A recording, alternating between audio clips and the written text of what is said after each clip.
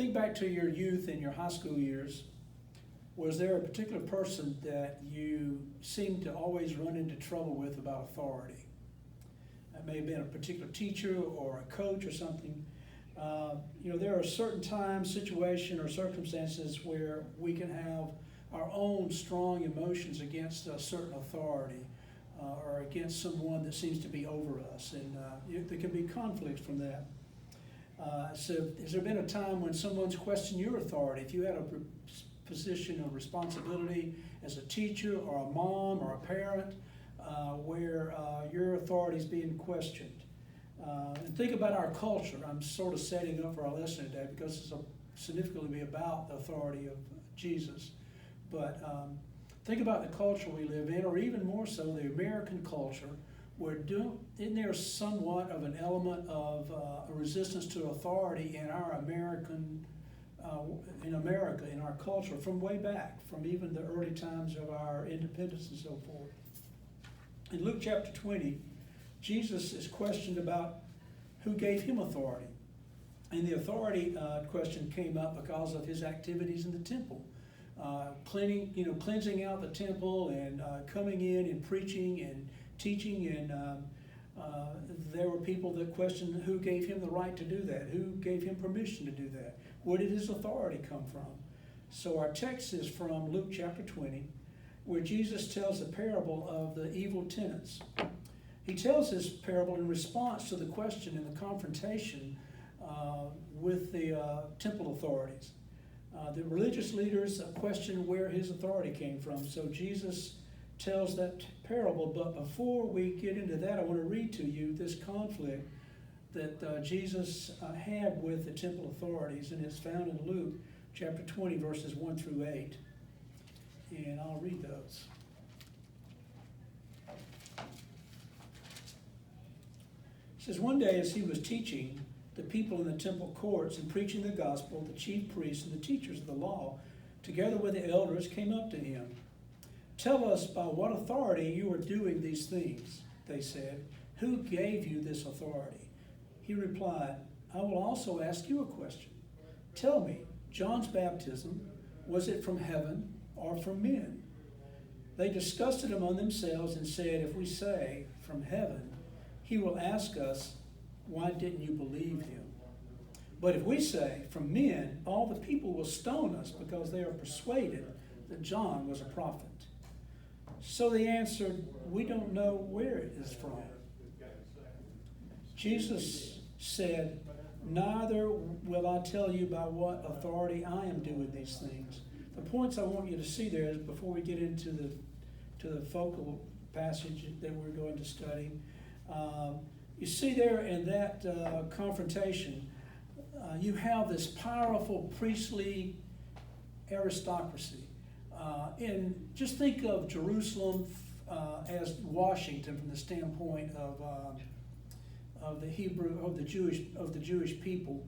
Jerusalem ruled their lives in many ways, particularly ruled their religious thought and the good and the bad, the things they could do and not do. Just like Washington, from a federal standpoint, rules America. The Jews were ruled, and if you lived in and did business in Jerusalem, you had to answer to this religious authority. They had a lot of power. And what is more compelling about it, they knew without a doubt that they had not given Jesus any authority, and they also knew that the Romans had not given Jesus any authority. So their question is, where did your authority come from? They viewed the world as this, that they were the ordained, pre-described people that ruled on God's behalf.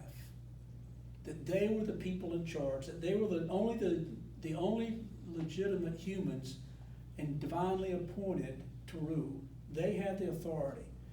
And you'll notice Jesus questioned them about John the Baptist, and that goes back to the Jewish thought where they had this principle, it's called principle of agency. Principle of agency, which meant that anybody that was supposed an authorized agent would always act on the behalf of the sender, whoever was sending them out to do this or do that.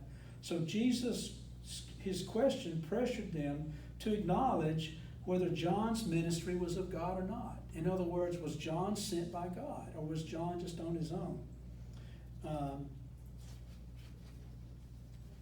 And Jesus was asking them to accept the notion that John was that agent.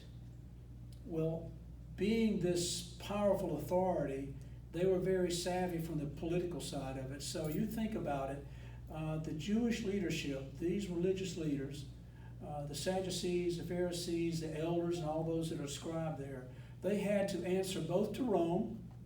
They had to appease Rome to keep their authority, to keep their rule, but they also had to appease the people, much like a politician does today. And you think about it in many ways. They had to sort of find a balance. And so you see they questioned among themselves, what should we do? And they looked at the options. Either way they went, there would be trouble. And so you think about it, doesn't it sound a little bit like even today with some politicians, where they just passed on the question. They just said, we don't know. In other words, we can't answer that. And because of that, then Jesus goes right into this parable. It's called parable of the tenants in some translations. Some translations call it the parable of the evil tenants. But it's a parable about a vine. And a parable about a vine was not a new thought among the Israelites and the people of the nation of Israel. Back in Isaiah chapter 5, Isaiah talked about it, and we'll talk about it briefly a little bit later, where he equated a vine to the nation of Israel. I want to read to you verses 9 through 12. We'll get started with the lesson. It says in 9, he went on to tell the people this parable. A man planted a vineyard, rented it to some farmers, and went away for a long time. At harvest time, he sent a servant to the tenants so they would give him some of the fruit of the vineyard. But the tenant beat him and sent him away empty-handed. He sent another servant, but that one they also beat and treated shamefully and sent away empty-handed. He sent still a third, and he wounded him and threw him out. So, to give you sort of the background, wealthy landowners owned most of the rural land, not only in the Roman Empire, but in much of Galilee. So they would own the land, and they would make contracts, make agreements with tenant farmers. And the farmers would come in, sometimes they would plant, or sometimes they would just tend to the vineyards or the crops or whatever it would be. And then when harvest time came, they would share in the profits. They would have an agreement or a contract, much like we have those kind of things today, where they would decide how much was given to each party. And it was not unusual for the landowner to be distantly living somewhere else. He may not come until it was near harvest time to collect whatever it was that he was supposed to gather. And usually the landowners were the ones with the power and the means to make things happen. So because of that, and the fact that the tenant farmers typically had very little power, typically they were very poor, just trying to make a living for them and their families, they respected the landowners because they knew the power they had.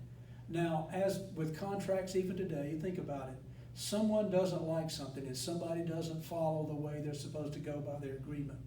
The landowners could bring in some pretty heavy players to force tenant farmers to do what they're supposed to do. Well, that's sort of the scenario you see there. And so here in this parable, this landowner, it says, plants the field and makes a deal with these tenant farmers, and then he goes about his business. And he doesn't worry about it until it's time for collection. And so then you see, he sends 3 of his servants, 3 people, to check on it. Each one of them is mistreated, disrespected, beaten, and thrown out of the vineyard.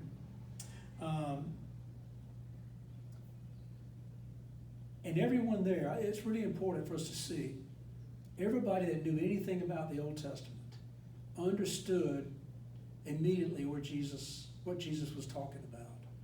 This idea of the vineyard, they got it, that he's talking about Israel. He's talking about the Jews, the Jewish people, their people. He's talking about them. Because back in Isaiah chapter 5, it talked about there where the prophet compared Israel to a vineyard that the Lord planted. He planted choice vines. the best of the product that could be produced. And he tended good care with them, and with hopes of harvesting a great crop of great people. In this case, in chapter 5, it was the harvesting of really fine, excellent grapes.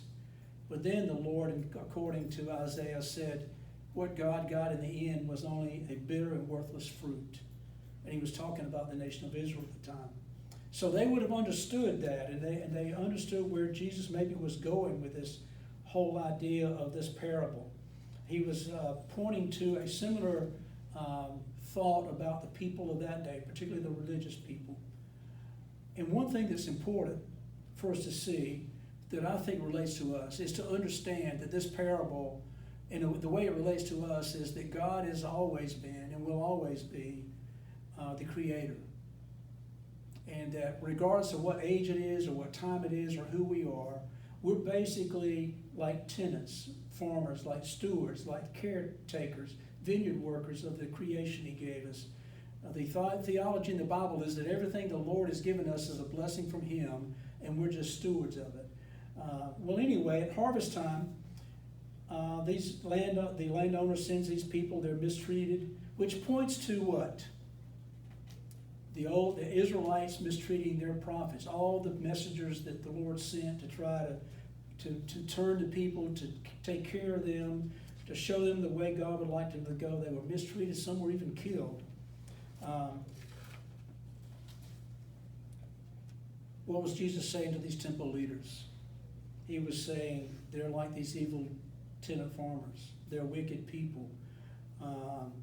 And they abuse the prophets, and they are now abusing Jesus like they did the prophets of old.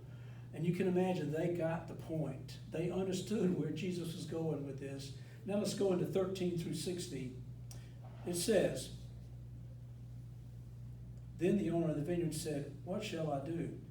One thing I thought about, most of the people in that audience, when they heard that there were 3 people sent and they were beaten and thrown away, don't you think most of them said, what's this landowner thinking? You know, after about the second time, don't you think most people was like, okay, I've got to do something about this. But he sends 3. And then he says to himself, after that, what shall I do? And then it says, I will send my son, whom I love. Perhaps they will respect him. But when the tenants saw him, they talked the matter over. This is the heir, they said. Let's kill him, and the inheritance will be ours. So they threw him out of the vineyard and killed him. What then will the owner of the vineyard do to them? He will come and kill those tenants and give the vineyard to others. Most people would have said, send soldiers and force the agreement. Take the vineyard back. Do whatever you got to do. Punish these evildoers. That's what everybody would have thought. That would have been the logic thing. And what Jesus was saying, and that I think many may have missed, was listen. This landowner said, look, I've been merciful. 3 times I've sent one. I've given grace. I've given mercy. I've given them a chance every time to do what? To repent. To say, you know what? We were wrong. We should do something about it. And then he said, you know, that didn't work. So one last time I'll send my son. They certainly will accept him. They will not. They will listen to him. They will accept him as my son because they know I love him. He's my last attempt at trying to get these people to do the right thing. And the point I want to make to you, so that we don't belabor it too long, Jesus really presented to the leadership of the Jewish people the great dilemma between him and them. It wasn't that God didn't love them, and that he did not want them to repent. He did not want them to be the servants that he called them to be. He wanted them to be. Jesus was the last attempt from God's standpoint to bring them in. But the dilemma was that they believed they could at the same time love God, and they said they did, and hate Jesus. That would be like similar to you and I saying we love God, but we hate certain of his people. There are certain people we hate. And the same thing sort of applies in a way. And Jesus put it to them that they could not love God without loving him. He just put it out there. He said, listen, here's the parable. If you love God, you have to love me. The book of Hebrews begins by stating that God first sent prophets, and then finally he sent his son as the ultimate act of mercy and yearning for to present a revelation to the people to understand who he was.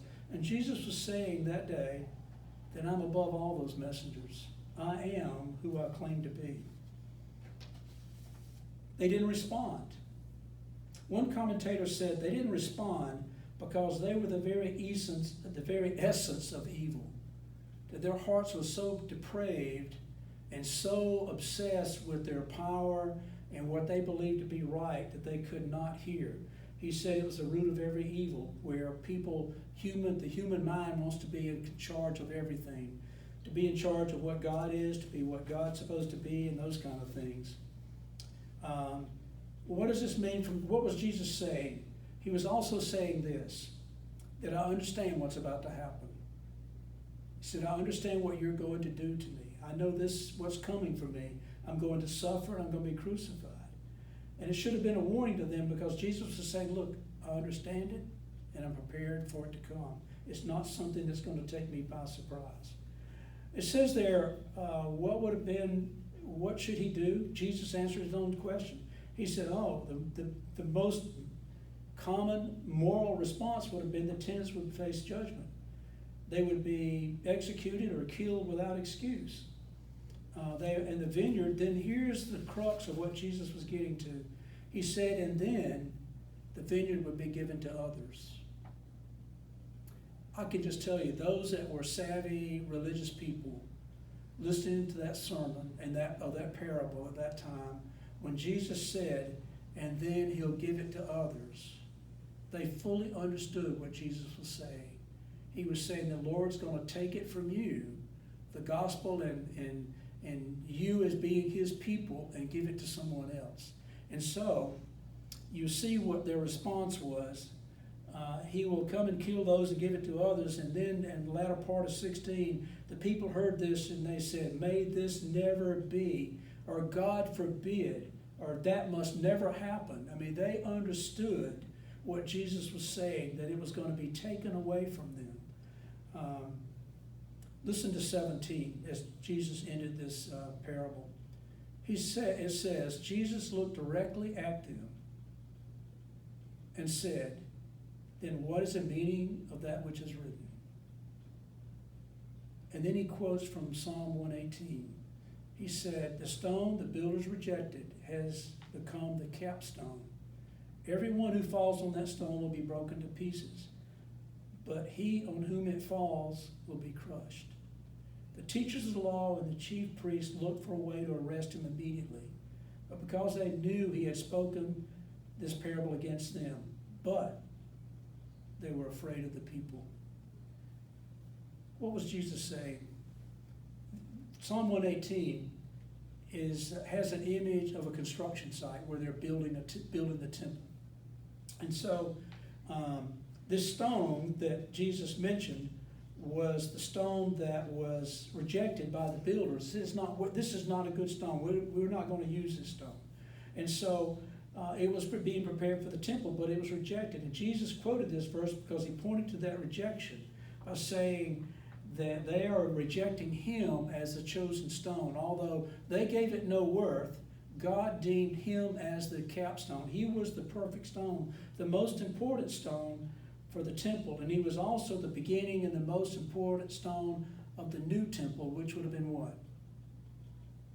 The things that we know today. The Gentile conversion to Christianity, where the Christian movement moved to the Gentiles.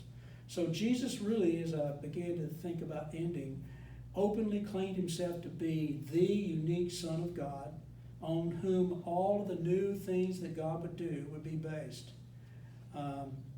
Unfortunately, his parable probably didn't change many minds that day, but the Lord laid it out before them. I want to close with this. You can look at this and we can be critical of these people, but one way to look at it from a human standpoint, they really believed they were right. That they were God's people. That they could not accept Jesus. They could not accept his authority. So a relatively small group of religious people did evil to reject the Lord. To reject the revelation of what God was trying to bring to them. But what they intended for evil, God overruled for good. And he brought us Jesus Christ. There's two things I want to leave you with. The decision that the Jewish people, these Jewish leaders, these religious leaders, these opponents of Jesus, made to have him crucified reveals two fundamental things about humanity. First, the unworthiness of us all. We're all broken people. We all need to be saved. We all need the Lord's salvation. Secondly, despite our humanity and the evil that can exist within us, is the exact opposite of the amazing grace and patience of the Lord, where he extends his grace. He extends his grace. He gives us days and years so that we can do what? Turn to him. So this is a grace that the Lord offers to anyone that simply accepts it, that accepts him as the authority. Have a great week.